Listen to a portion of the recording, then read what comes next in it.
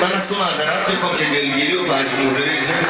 یه دست خوشگل و قشنگ بزنه به افتخارش یه هنرمند خوب یه بزرگوار که اینقدر خوب عالی اینجا نشیر چرا؟ رفتم که رفتم همونجور رفتم هر کی دوست داره هر کی شما رضا جان خواه بخونید همه جان هر کی دوست داره